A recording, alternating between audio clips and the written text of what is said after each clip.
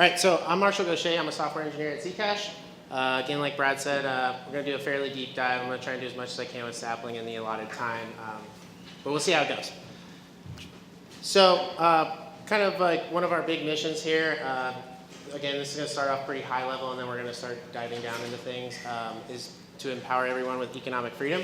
And so this video here is just going to give you just a quick little rundown of some of the features that are involved with ZCash. You may be familiar with some of these, but this will just give you some overall context of what ZCash is about moving forward. So let's see, get the sound. Go full screen.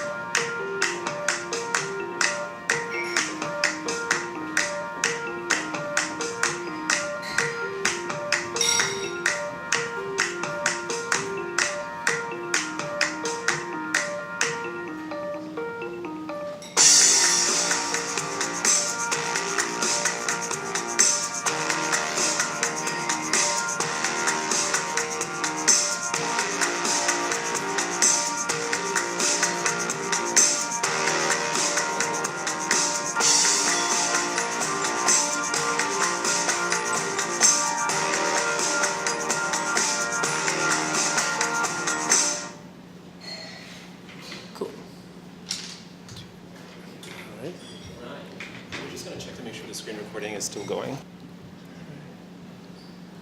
Okay, we're still going. Yep, we're perfect. All good. All right, cool.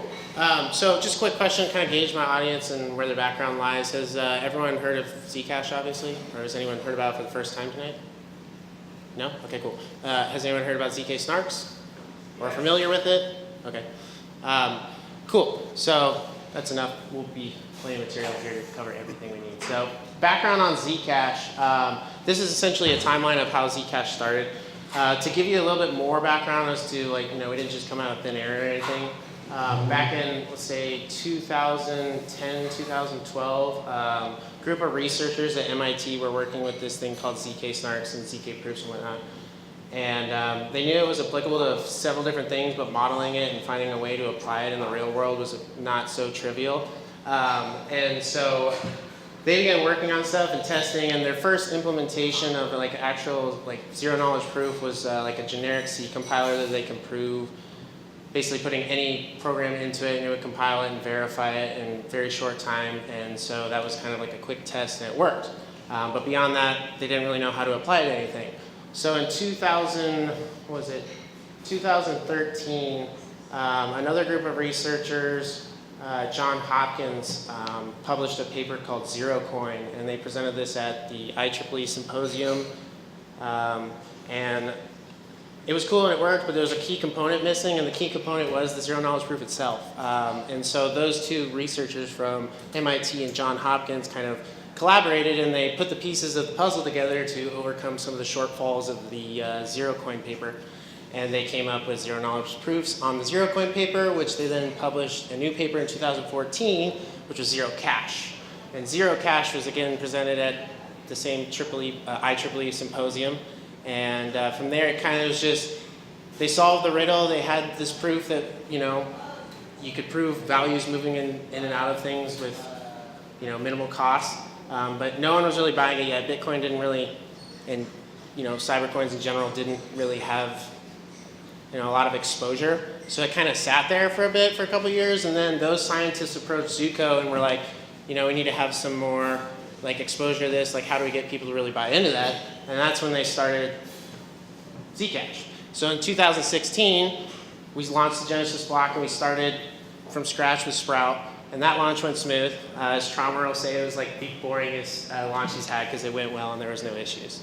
But he really enjoyed it. So from there, then we kind of progressed through the timeline leading up to now. Key things that happened there in March 2017, we started our foundation. And the foundation really serves as a governance component to how the company and the foundation interact. They kind of hold up that pillar of decentralization. And then in March 2018, another big point was we had Sapling and Sprout kind of set up and inspect. We had to get it audited just to ensure that we maintain our QA and that there was no leaks or security issues. That did take a little bit because it's kind of a niche of knowledge, so it wasn't like you could just find any auditor to do this. So that did take some time. And then in June 2018, when the overwinter and some of the prior audits had completed, we launched that network upgrade. And that just served as kind of to set the groundwork for Sapling and a few other things related to network upgrades. And then in June 2018, we had our big ZCon 0 in Montreal, and that was really cool. It basically brought tons of people together. It brought a lot of researchers, specifically cryptographers and stuff, but a lot of developers in the community. So us being open source and that, we work with a lot of people that have aliases and we never really see their faces, but we work with them a lot. So this was really cool to bring the community together, meet a lot of people, collaborate, work on new projects, finish up current ones. And so it's just a really cool thing. I think we're gonna have another one, so keep your eyes and ears out for that. Maybe you can attend if you want to. And then the big thing that happened recently was Sapling launched, and that was a few days ago. And that's our big network upgrade, which I'm going to talk about here in detail. So again, I'm going to start pretty high level here. You know that Bitcoin has these things called T addresses, which are transparent addresses. These are pretty much, you can view all the transaction data on a block explorer. We also have these things, T addresses. You associate them with transparent value pools and such. But we also have this thing called the Z address. And Z addresses are shielded addresses, and this is where you start to see some of these Sprout and Sapling components come in and why those things are important. But you need to understand that there's a distinction between those two. So the other important thing there is that value is either transparent or shielded. So when we start talking about how these things are moving through different pools, it's very important that you understand that distinction, because without that, basically everything I say doesn't make any sense. Okay, when you do any kind of Bitcoin transaction, you know that there's a sender and receiver with some associated amount and some timestamp. ZCash, if you do the same thing, you'll have a sender and receiver with some associated amount if you're doing transparent address transactions. However, if you do shielded transactions, you'll still be able to see these in block explorers, but they wouldn't look like what you'd see for a typical Bitcoin transaction. Essentially, the sender and receiver are encrypted, and the amount is also encrypted. So what does that actually look like if you were to check it out on a block explorer? That's a big screen.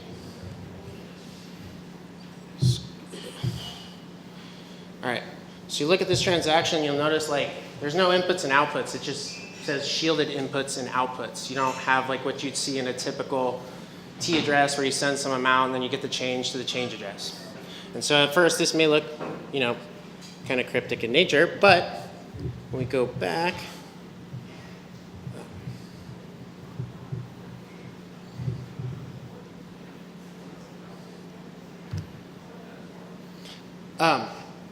so in those shielded input and outputs, there's a lot of things going on, which I'm going to talk about the notes, the description notes, the spending transactions, and then the commitments and some of the signatures involved with those. But before we get into that, there's a little bit of cryptography that we need to understand between Sprout and Sapling and the mechanisms that they use inside of these notes. So a generic transaction can contain, inputs, outputs, join splits, and spend descriptions and output descriptions. All of these essentially will contribute to shielded inputs and then their associated outputs. Sprout, I can't remember the numbers. So Sprout uses the join splits for the shielded inputs and outputs, and you can have only 2 input nodes and 2 output nodes. And these uses the PHGR13 proving system, which has a proof size of about like 296 bytes. And that pairing, the pairing parameters that were the BN254. And if you want the exact specs on those, you can go on to our GitHub and look them up. And that's expressed, as you can see there. So in Sapling, though, the node structure is a little bit different for inputs and outputs. Each shielded input or shielded output has its own description. That's a pretty key thing when you look at how these things are modeled.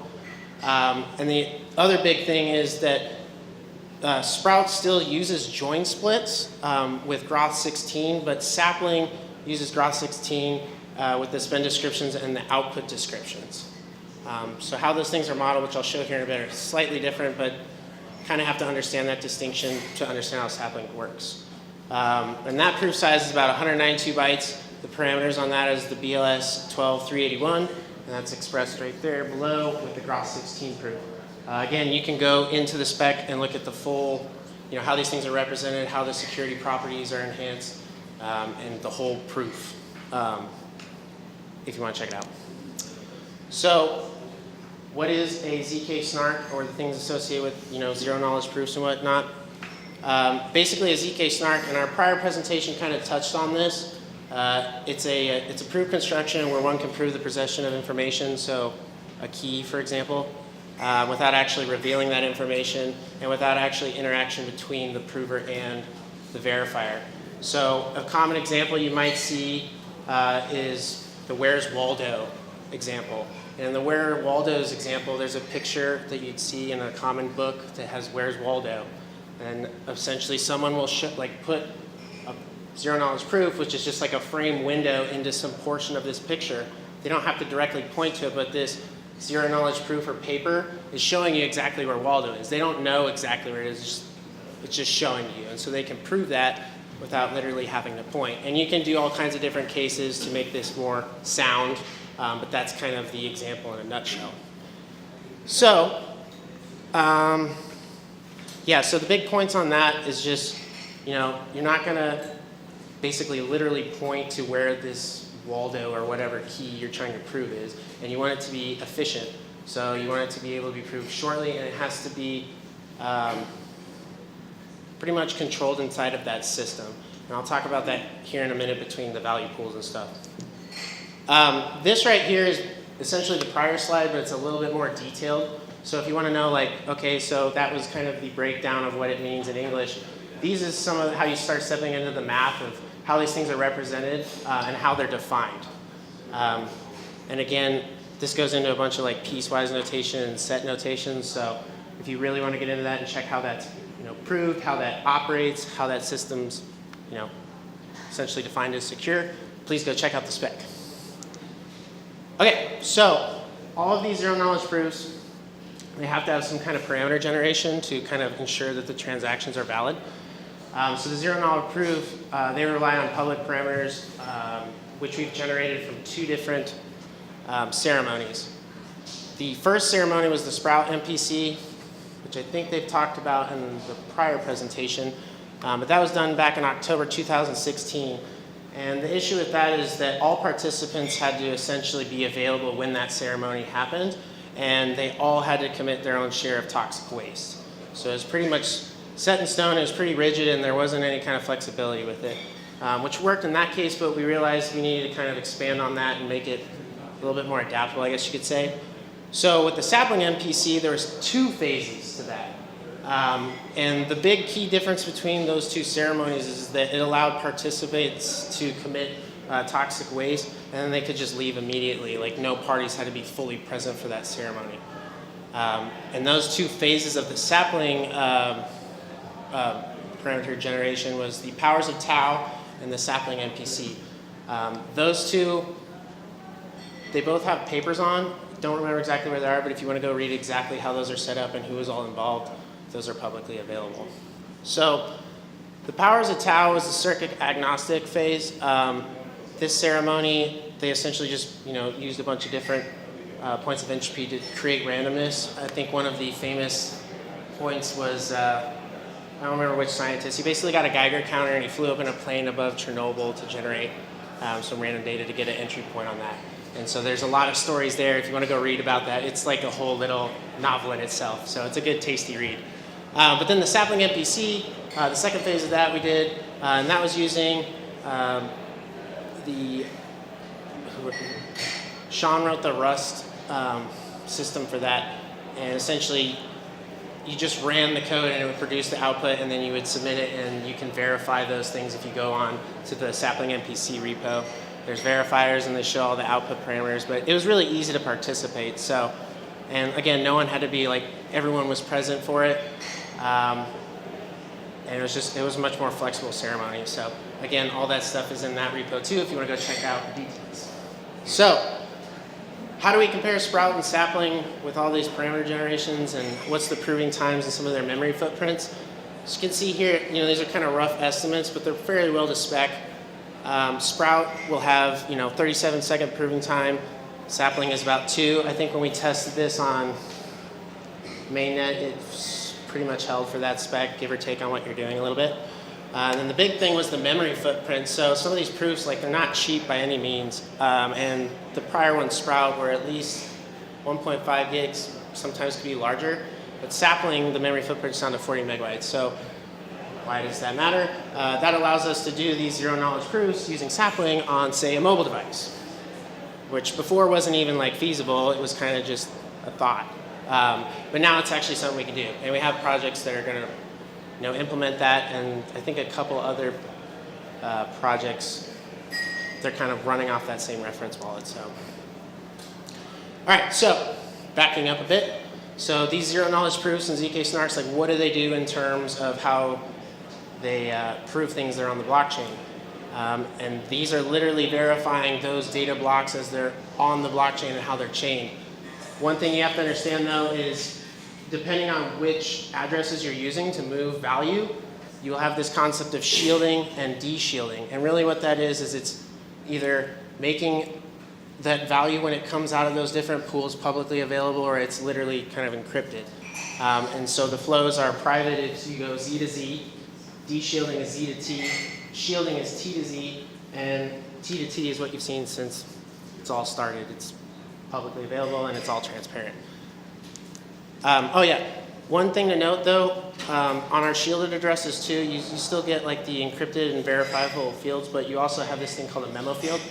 That's in the spec. I'm not actually going to talk about that because we're doing work on some of the things revolving that, and it's not that crazy, but it's a cool feature and a property of it, so just wanted to mention that. So these shielded addresses, what do they look like when you generate them? In a nutshell, the Sprout has a ZC prefix, it's 95 characters. Sapling is a ZS prefix with 78 characters.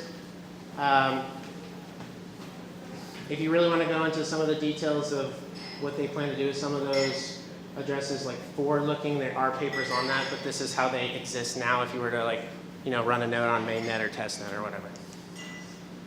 So those keys and how they work, if you step back for a minute and see how these addresses fit into a wallet model, this is how, and you may have heard of BIP32 or ZIP32 is how we implement it. This is giving us the ability to do HDCs and diversified addresses. And so how does this actually work? You have a seed that generates your viewing key and your spending key. These are your master keys. And I'll talk about in a few other slides, why do we care that these keys are split now, and what does this do for us? In a nutshell, too, it also will allow you to create trillions of Z addresses. You get this decoupling of the spending authority and the authorizing authority that signs for that transaction, so you don't have to have both these keys on the same system. I mean, depending on what your model is and what your use case is, you can split these and you can still run them in a trusted environment. And these addresses, if you look underneath, when you start diving into the spec and how these things actually look and how you can derive the keys from the other ones, this is literally kind of how they look. Sprout, you can see on the side, both of these, if we go bottom up, you have to generate a random spending key to be able to even receive any kind of value. Oh, and I didn't put it in the legend, but single arrows indicate that you can directly derive those two components. Double arrows indicate that it is an abstraction that's pulled through that derivation. So I don't know if you can see it that far back, but if you can, those are what the arrows mean. So when we go from bottom up, we go spending key, and then you can get the expanded spending key, the proving authorizing key, the full viewing key, the incoming viewing key, and the diversifier with the transmission key. And this is key for Sapling because these properties will basically be the underpinning of why we care about Sapling and what properties that these things can provide for us when you're using them for whatever your use case may be. So what does that mean? That I kind of just finished up there. Those properties are described here. So you'll have a decoupling of the spend authority. Before, like I said, you still had hardware that constructs the proof, but you had to have those two keys on the same system. Now with Sapling, the hardware, you can construct the proof, but the hardware key that signed it can be independent from it. And it provides inexpensive signatures that, again, you can run in a trusted environment, and depending on your use case, you can split those as needed. And then also wallets, again, can support this because you have that separation, so you can have keys on different nodes, and you can run multiple addresses that associate with those keys. The other big thing, we can kind of see it. So I mentioned that now that we have ZIP32 implemented and you have the master key with the HDC, you can create trillions of Z addresses. They're unlinkable, but really what that does is it reduces the computational cost for associating how those payments are run into the receiver. So the exchanges and merchants will probably definitely have a better use of this than they did before, because in the prior case with Sprout and other things, that was a huge cost. You couldn't just have a bunch of random addresses that were associated with that receiver. You could, but it wasn't free. So talk about addresses and transactions, how those work. So if we back up to the Block Explorer, and I showed you how we had the shielded inputs and outputs, and they were kind of just like these blank things. Well, there's notes inside of these, and this is how, from a fairly high-level view, what these notes look like in terms of inputs and outputs. And those shields are literally shields. It represents a shielded input, and that's what you'll see in a Block Explorer. And a shielded input, it reveals a value commitment to that same value of the input note. And then these other properties were what you would see with Sprout, so they still hold. The big thing to note too is like the nullifier is going to be the thing that prevents from double spends. Some of that computation is actually outside of like your commitment trees. It's actually handling that whole double spend concept itself, which I'll talk about here in a bit. And then each shielded output, the key thing with Sapling is it reveals a value commitment to the same value as the output node down there on the right. So another big thing to pay attention to is that the anchor here on the input, this starts to give you how these nodes play into tree states and the commitment trees associated with them. And the big thing is like how that anchor, which is the Merkle root, and how those things chain. And I'll show you here 2 more slides when we get into commitment trees.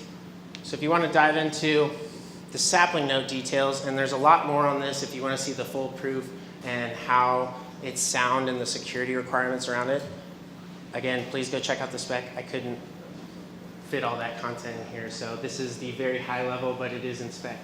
So if you're looking at code and how these keys are manipulated, you're going to see a generic tuple representation with a D, a PKD, a value, and the RCM.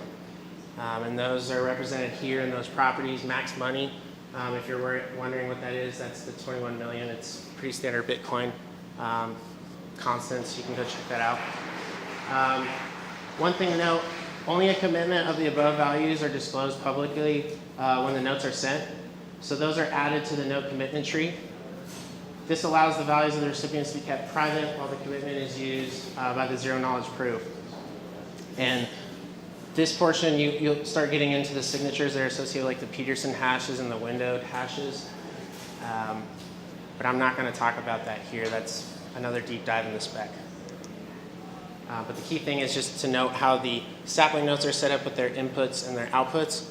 And also the Sapling note commitment is key.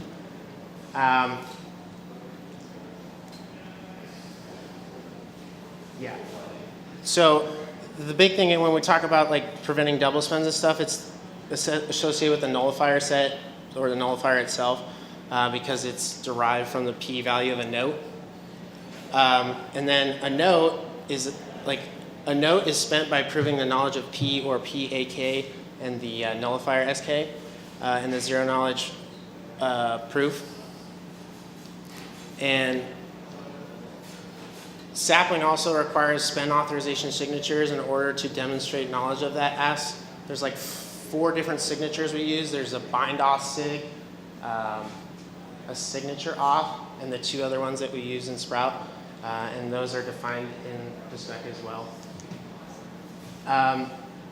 So going back up to high level, and this is literally parallels what is in Bitcoin. Each block contains 1 or more transactions. How the miner fees and stuff is calculated is the same as before. The tree state consists of, again, a note commitment tree and the nullifier set. And how we validate those parallels with the Bitcoin mannerisms and stuff. And then the big thing here is that anchor is the Merkle tree root, like in the input of the shielded input diagram that we had 2 slides before. That anchor is key right here, and it's literally what is used to index into the Merkle tree. And the tree states, you'll start to see how when you have like all the different indexes or inputs and outputs and how they chain together and how that anchor ties into some of those notes, you'll start seeing how the tree states will chain. And again, they hold up these properties as they tree out into the bottom node, and they follow pretty much what you'd see on an incremental Merkle tree in terms of property. So like how you determine what node is at what height and the length and the depth of the tree. It's pretty standard for what you'd find in any kind of tree. Oh. So here's the big sapling stuff that gets pretty dense if you go into the spec, but it's key for understanding the distinctions between the note attributes inside of Sprout and Sapling. And so these things are the spend transfers, the output transfers, and descriptions. There's a separate spend transfer to each shielded input and a separate output transfer for each shielded output. And the spend descriptions and output descriptions are data included in a transaction that describes spend transfers and output transfers respectively. And again, if you go back up to the tree commitment in the states and how they chain, each of those transactions has a sequence of spend descriptions and a sequence of output descriptions. And so you'll start to see how all these nodes with their commitment trees and like how the anchors tie into these different states and how these, again, will tie back into the zero knowledge proof. And the only reason I showed you this is because if you look at a block explorer, there's no indication of what is actually happening under the scenes. And if you don't see the model, it's not clear to understand like how those things are derived and how they chain and some of the properties of the keys that play back into those. So that's about where I stop on sapling stuff. And again, that's all covered in spec. So if that wasn't enough math or you weren't sold, trust me, you can go in the spec and it'll show you everything you need to know. But the components I talked about are the kind of nuts and bolts of how sapling operates in terms of the trees and the nodes, the transaction, and the value pools. And make sure that you do understand the distinction between the shielded and transparent pools. Which then this brings us back to what we're doing with sapling, which is the sapling turnstile. And the sapling turnstile is It's essentially just an audit mechanism that we use to ensure that we're not putting fool's gold back into the shielded pool. And what that does is if you have a sprout value, you pull it out of your sprout address into a T address, and that's essentially de-shielding. And then you go T address back into a sapling address. And that just allows us to ensure that like there wasn't any coins that were like faked. It also ensures that our parameter generation was sound. Those two, if essentially we had bad parameters or someone was printing fake ZCash, that would be caught in that turnstile. We should have whatever was in come out and vice versa. So it kind of serves as a double sanity check on some of the things that we use in our proof systems and parameter generation. And we will be developing a tool to do this for you automatically, but you can do it manually. It's not that crazy. And this is literally the reason why we're doing it. It's just to ensure that all those proofs were sound, the parameters were sound, and that we don't have any issues when we pull everything in the shielded pool. And even more forward-looking, the other key component and what that provides is we're trying to slowly change how people use Z addresses. It wasn't easy to adopt prior, so that's why we had T addresses. We needed to bring people in just to try it out more or less. But now that we've gone through this iteration, now we understand how these shield pools work, how this parameter generations work, some of the security properties that are involved. But we have to do this first as a sanity check because we can't just bet the farm on the shielded pool and assume everything just works. So it's just part of us continuing, the science portion of it and just reevaluating things. Yeah, and if you have any questions on that, feel free to ask. Also, too, it's not in the slides, but for very specific cryptography questions, we have a channel in Rocket Chat called ZCash Wizards, and that's literally where our researchers and scientists are, and they can speak much more to Sapling. In fact, a lot of the people that literally wrote that spec are in there. So if you have any questions or I didn't answer those, you can always go in there and check, or you can ping us too, and we'll triage you to whoever. So I'm going to hand it over to Brad, and Brad's going to talk about some ecosystem stuff. We'll do a follow-up too. Yeah, and we'll have follow-up too, so you can talk to me. So in the meetup, we'll actually post maybe some links, right? So to the spec, to the community chat, which has a bunch of scientists and developers and all kinds of people from the ecosystem. That was a very fast, very deep dive into some of the math and the tech behind what Sapling is, right? But when we really boil it down, what are we doing? We're making Zcash shielded addresses, usable and fast enough to be anywhere, ubiquitous.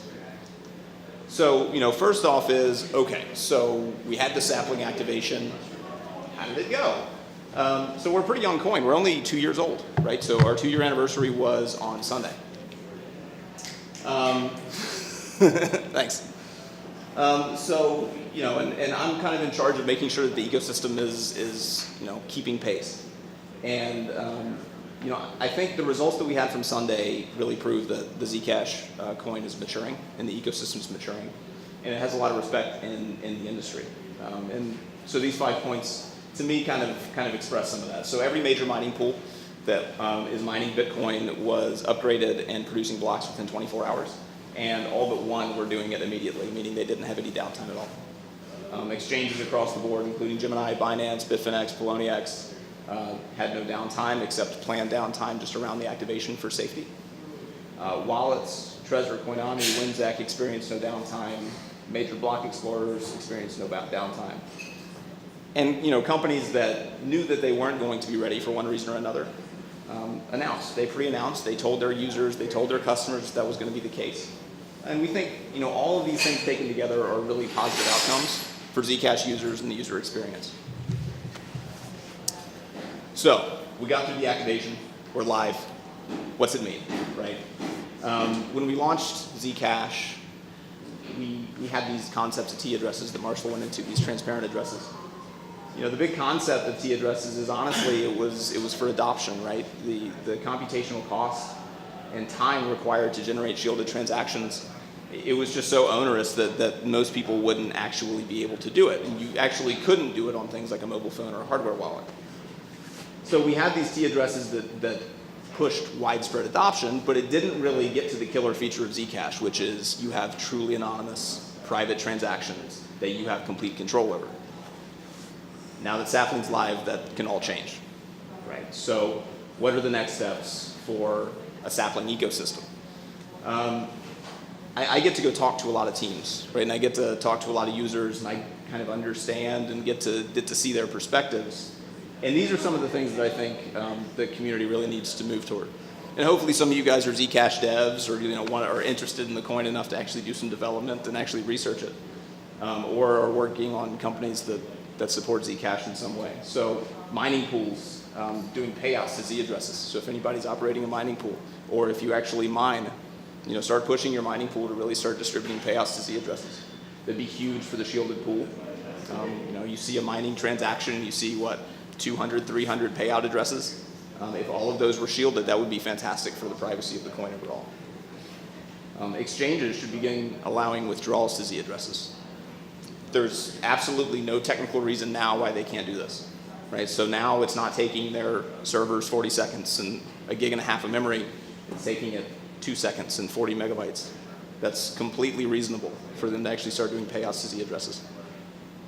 Light wallet protocols are now feasible, right? Before we could have made light wallet protocols, but it would still require that 1.5 gigs and that 40 seconds, but more really, for a phone to generate. So that just wasn't practical. It was kind of pointless. So those are now feasible. And hardware wallets, as kind of an add-on to the light wallet protocols, they're now feasible. And it kind of feeds back into some of the key structure that Marshall talked about for the hardware wallets with the delegated proving, right? So the key structure allows us to do things like generate the proof on a computer with resources, but always remain, keep spend authority on the low resource hardware device. So all that sounds great, but there's still challenges, right? So what are the challenges now? Our goal is to push Z address adoption wide. So first step, one of many, exchanges to have a fully shielded ecosystem. A lot of them have requirements around security, which usually requires multi-sig. Right? So we're working on multi-sig protocols, but we want community involvement on how to develop these. We don't think the company should be the one pushing forward every single innovation and every aspect of the protocol. Hardware wallet manufacturers, they've told me directly that they want to see community members doing development of the hardware wallet implementations for shielded addresses. Exchanges, at this point, there's no technical limitation. They need to start experimenting with Z address payouts. And we're very available to help them do that. And it can be done today. There's no technical challenges to doing that. And then privacy preserving light client protocols. We're working on one in-house. So that's going to be part of, actually it was announced yesterday, our reference wallet project, which is a privacy preserving light client with an Android interface. But we shouldn't be the only game in the block, right? The community needs to start pushing forward alternatives as well. And then that opens up a bunch of opportunities too. A lot of people, the ZCash company and then the foundation, we do a lot of the development, and there are great community members that have specific projects. But there's just a ton of opportunities in the space as a whole. I talk to these teams, things like insight servers that everybody uses for payment detection or just informational purposes. They're still very open source and just kind of run on somebody's whim, right? They're not necessarily professional services. Containerizing nodes and offering that as a service. People are asking for that today, right? With actual guidelines on performance and how they should actually shard wallets and actually do their wallet management. Hardware wallet implementations, the community would contribute to open source contributors that wanted to create hardware wallet implementations. So any industrious people that want to start a business or do a project, they're there. And then e-commerce payment processing. Our goal is to empower people with economic freedom and to be internet money, right? That's how we see it. Privacy is absolutely paramount to making that happen. So we need to start working on e-commerce payment protocols.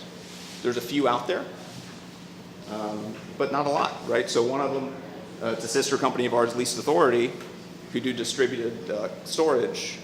They're working on a shielded payment protocol for recurring payments, which we think is really cool, and it's something that would actually only work on ZCash. There was absolutely no other way that this would work. And one of the interesting features is, intrinsic to the protocol is GDPR compliance in some aspects, right? Which is, a lot of people can engineer around GDPR, but this is GDPR by default in some aspects. That's a really interesting use case. So, yeah, we're about on time here to do questions. So, there's our emails, Twitter handles. Reach out to us, talk to us, and we'll post up on the meetup with a couple links to some of the resources. And we didn't have this link out there, but again, we're huge on interacting with the community, and since like ZK Snarks and Starks and several variations of that exist, if you go to our Rocket Chat channel, which is chat.community at ZCash, you can talk to all these scientists and researchers and us directly. Can you tweet this presentation? It should be public. Yeah, You can, I don't know. we'll send it out. But yeah, and We'll it's send it also out. publicly available, and the other slides too from DevCon we can make publicly Yeah, available. follow at ZCash too, and at ZCash Go. If you don't mind, last one. Go for it. So yeah, open up to questions and whatnot. Yes. So, when you think about what's happening with the shakeout, some people like Tony Lane, and others are speaking about how currencies and exchanges and others, we have to really get to a point where we focus on how much value they bring. And there's a discussion about how much comparison value is at the time we want developers to invest in building on these platforms, because that's basically our platform, making that actually worth their time. Who's going to bring the revenue opportunities on these ecosystems for the developers who are investing time for the quality? What should we do on that too? Sure. So let me unpack a little bit. So the first part is like after what you referenced as the shakeout, which is like we had a big run up at the end of last year, and now it's it's where it was exactly a year ago, right? Like prices now are exactly where they were a year ago. Listen, I mean, this is a technology that goes deeper than the price of the underlying tokens, right? Yeah, there's business concerns, right? If you're actually running a business for profit, you have your business concerns that you have to cover. So I don't know if I can answer the questions of like exactly where that value is going to come from. I mean, if I knew exactly where that was, I would be building that as well. But I think the value prop for something like Zcash is pretty clear. We're the original and one of the only currencies that's actually driving true privacy, right, through the entire stack. It's not deniability. It's true encrypted privacy, and you have complete control over your financial history, over who you disclose your financial actions to. That's a very unique value proposition that most others cannot have. I mean, if you buy the system for the protocol, so I'm starting to new development, some guys will work on stuff now. So, but I mean, I get reasonable privacy for anything with WFM. Sure. Yeah. So, reasonable. And I guess, for what it's worth too, in terms of, whatever you define value as, really this is opening the doors for a lot of engineers to be able to play with different languages like Rust and several other things.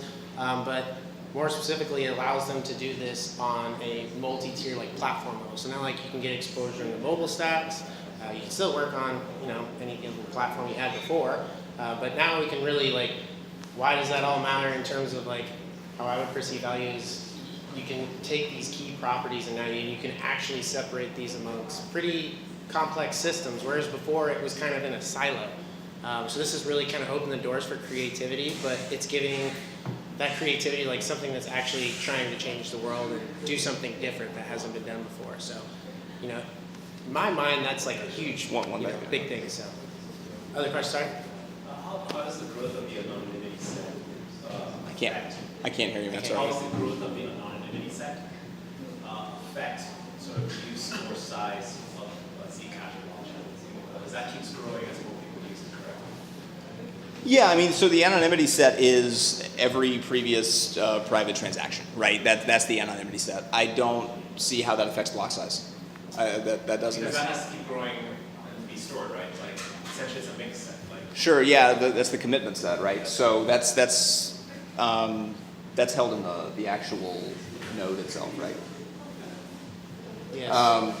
Yeah, I don't know exactly how that affects it. I mean, as the commitment set grows, but assuming like as commitments, as like a nullifier is generated for the commitment, then that commitment doesn't necessarily have to be there anymore. It can be pruned, right? So I think there's ways around that.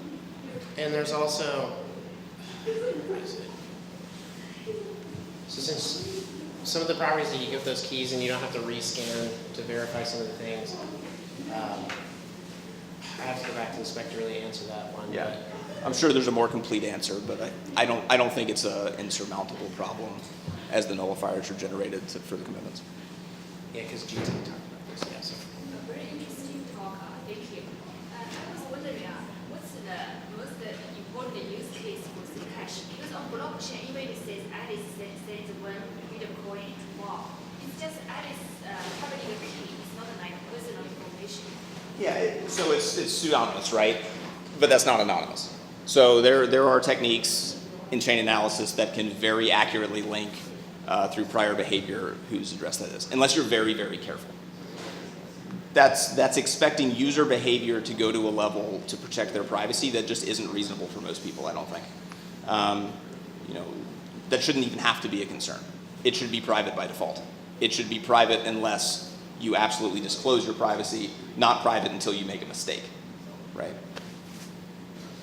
I don't know who was first. Yeah, I lost track of it. What about network privacy and IP addresses and other information that can be broadcast along to the nodes of the transactions? Sure, you can run over Tor right now. Yeah, you can run over Tor. In fact, several of our engineers do stuff over Tor, and we sanity check stuff through Tor. And you can definitely do it. I mean, we ran a test the other day. A lot of people do, and one of our core engineers is actually a big contributor to IPFS too, or not IPFS, I2P. So. I was going to ask a similar question. So if you look at Bitcoin protocol, for example, Bitcoin, nodes are connected by fiber. Fiber effectively is a centralization point between the nodes because effectively a state agent can block all the IP addresses on fiber and effectively shut down the network. How do you try to solve this problem ZCash? That's like an abstracted layer away. Like that's a state level actor putting up walls around their entire state. Like that's not something that a distributed protocol. To become, an international privacy point. Sure. Yeah, I think our job is to really communicate with regulators about the value of having this for their citizenry, right? But you do link IP addresses, right? In general, In general, right? if you're not running over Tor, yeah. And over Tor, then yeah, I mean, there's better guarantees there. But yeah, so, I mean, some of our researchers, they do discuss things like this. I mean, there's several other scenarios that state actors can do bad things, and we have other bigger problems, but we do consider all these cases, and it's actively discussed. It's not something we just kind of like sweep under the rug. But So the network privacy questions, like these are actually really big for us. These are discussions that are happening on a weekly basis to figure out really long-term solutions for it. Nobody has yet, right? Like nobody's really cracked that nut yet. So, it's one of those things that I think there needs to be continual work on figuring out the solution to that. And in the meantime, it's, pretty good. Yeah, it's like another layer. Right, so it's really finding the best solution for that, and right now we're like, oh, well, the most reasonable solution is running. Right? Yeah.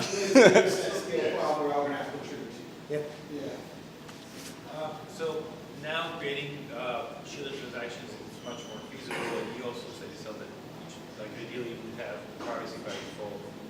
So is it on the cards at some point to remove the support for transparent transactions?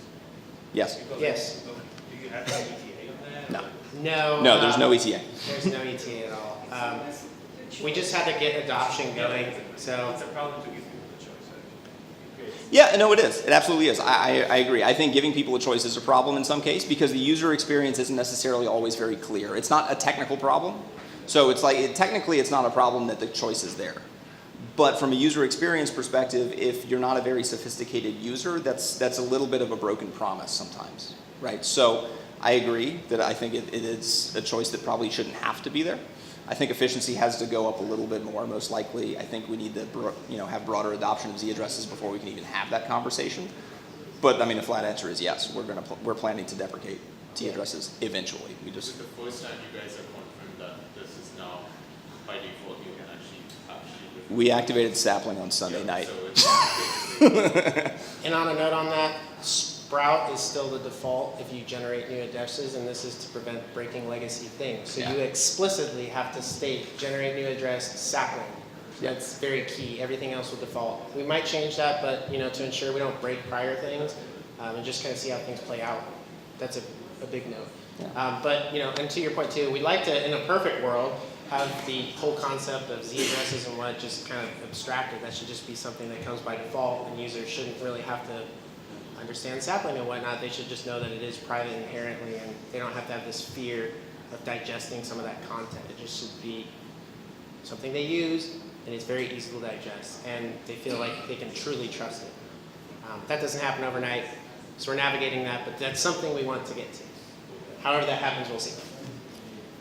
Yeah, so obviously the biggest value of this is privacy, right? So I mean that's at the intersection of governments, like the previous discussion was alluding to that. So then what is your strategy to work with governments to really increase the value of privacy, since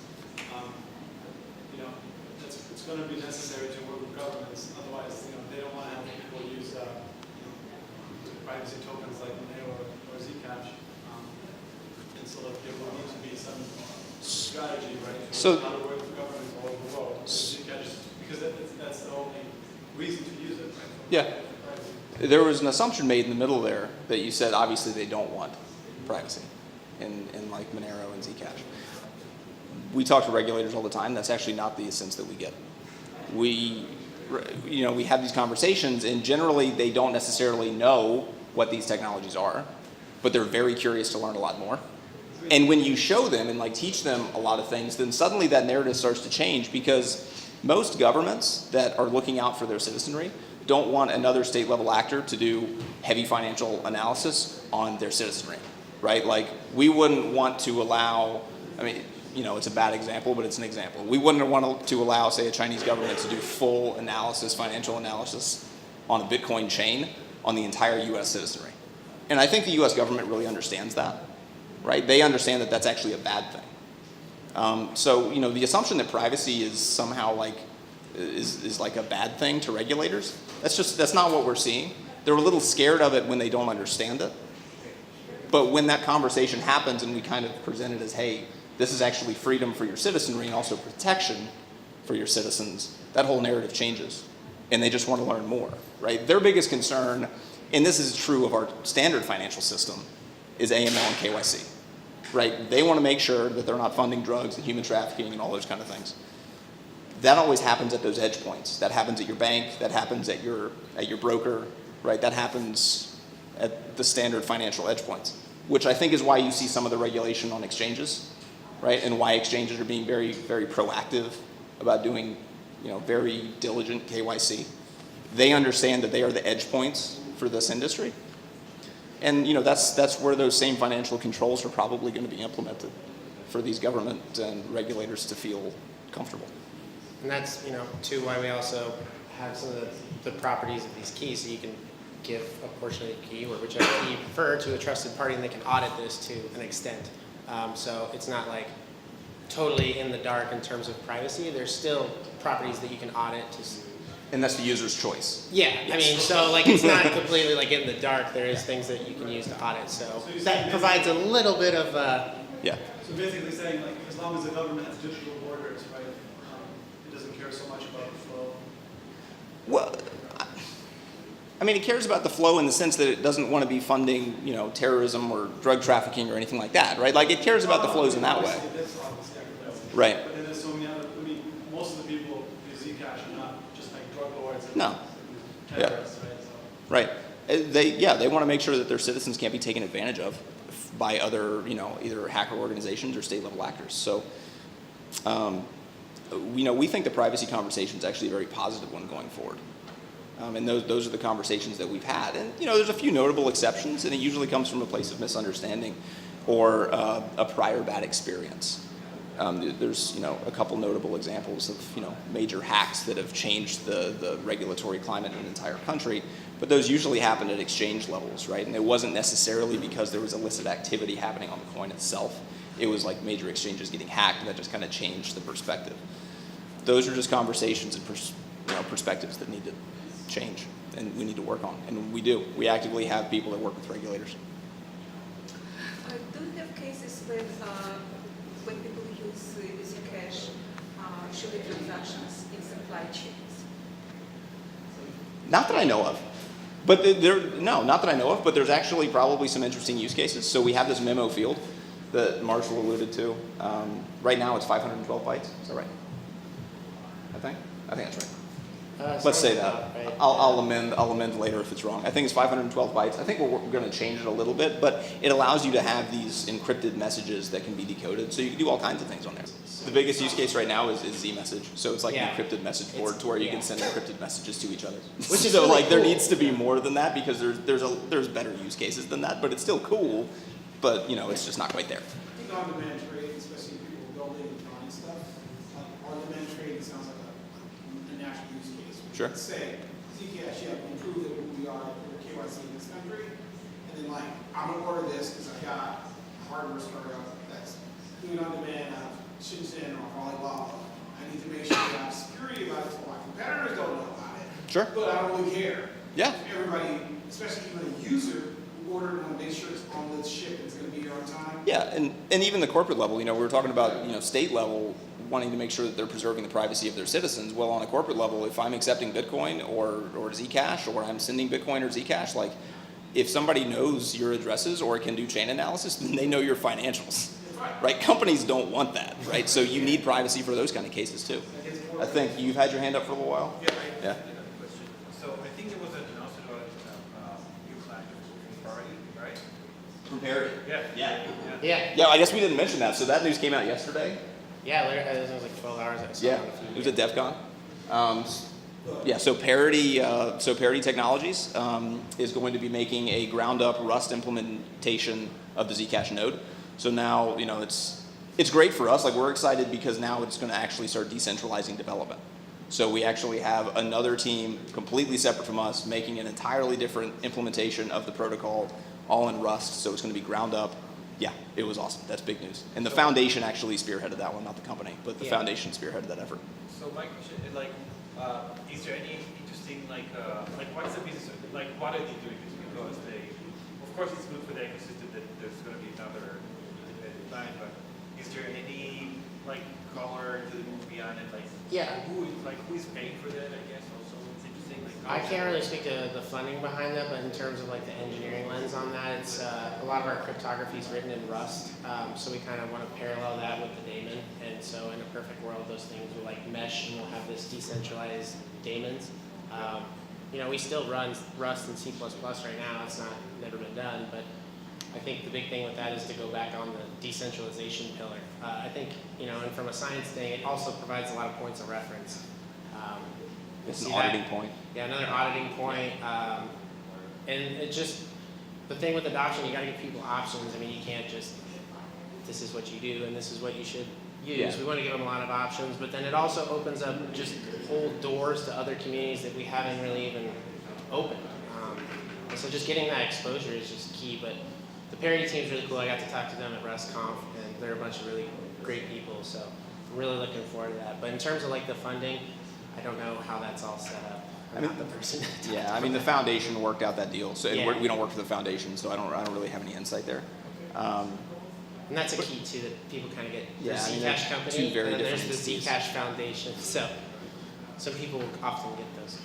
And one more note on that, I think it's just a maturation of the ecosystem too, right? It's mature ecosystems have multiple implementations. How many implementations of Bitcoin are there? You're right. So are you going to be in competition with them? Sorry? Are you going to be in competition with them? No. Because they have different implementations? Who knows, right? We don't plan to be in competition, right? But the thing is, they now are running a node that could get a lot of adoption, and we have to negotiate consensus changes or something like that. But that's something that's actually healthy for the ecosystem as a whole, because now you don't have a central authority that's controlling everything that's happening in the ecosystem. Yeah, so we're getting rid of that single point of failure. The pressure at Zcash company, we felt it, right? Because we're the ones that are implementing this entire daemon in this node, and that's just not, it's been necessary for the speed of improvements, but it's not necessarily good for the long-term health of the ecosystem, right? So I think this is a hugely important thing that's going to happen.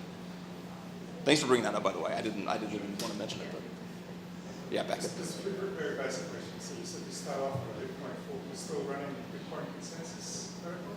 Yeah, it's Nakamoto consensus, yeah.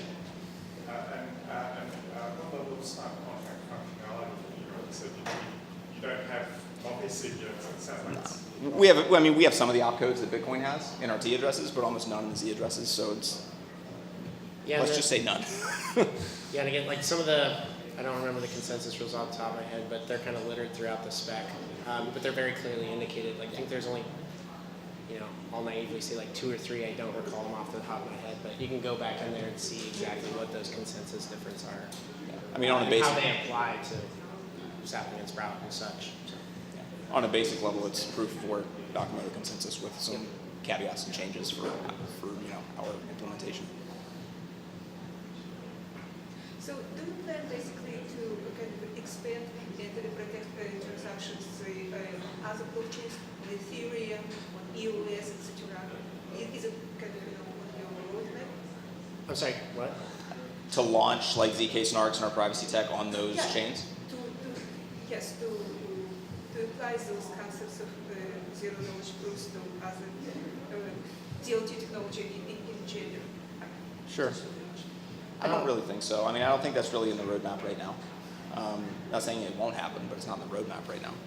We did a partnership with JP Morgan last year where we put zero knowledge proofs like our ZK Snark system on Ethereum and called it Quorum. So you can look up JP Morgan's Quorum. It's their permissioned blockchain product, and you can run private smart contracts on that, which uses our tech. But I mean, are we planning to launch up an Ethereum fork with ZK? No, that's not what we're doing right now. We're all about ZCash. We do have.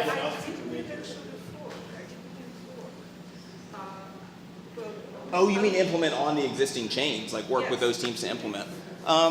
Again, that's not on the roadmap, but who knows? Like if the Ethereum Foundation came and talked to us, then We do have, I can't remember the name of them off the top of my I head. think you do have collaboration with the Ethereum Plasma. Yeah. Yeah, I mean, we've definitely... It's already been there since the last year. Oh, a bunch of the crypto primitives and stuff? Sort of implemented. That was one of the bigger forks that happened when it got split into forks. Sure. So it's already there, and Quorum has it. So. Yeah, I mean, it's... And then there's, I can't remember the name, I'm terrible with names. We also have an investment in another smart contract company too. Agoric. There you go, Agoric. Just to see how that kind of can play into our ecosystem and use cases too, but it's not really something we've dabbled in besides the prior cases mentioned. So Yeah, for whatever that's worth and where that fits on our roadmap, I don't know exactly the so timeline, but it's in the works. Yeah. So from your presentation, I understand that you are more concentrated on performance, right? Yeah. Usability and performance rather than expansion. Well, in terms of like the things that we kind of had to get going, yes, because it was not at all feasible to do this on mobile, and that was kind of a mega roadblocker. But regardless of how it played into mobile, the bigger thing was we needed to reduce the memory footprint and the proving time. Whether that was cool to do on mobile or if that even worked on mobile, but yeah, we had to optimize it. It was a good first go, but we had to optimize it, go back to the drawing board and do it. And then once we could get that set in stone and it's really good and feasible, then we can move forward and do whatever we want. Yeah, We'll see how that goes. It's always wishful thinking. I remember somebody in Toronto actually had experience with the mobile client, mobile wallet, and she was describing how painful it was to use ZCash. Yeah. Oh, it's an experience. We know, like we're not oblivious to a lot of the criticisms from the ecosystem. And I think the path that we're on is first like safety, right? I mean, this is safety critical software. I think people take some of this software a little flippantly. I mean, it's like this is billions and billions of dollars on the table. So safety, and then actually innovation, right? So in that order, for sure. So we're trying to innovate and push forward these technologies that can drive adoption and make that user experience better, but that user experience would be for naught if we don't take safety seriously first. So we're working on it. It's just a matter of time and effort, right?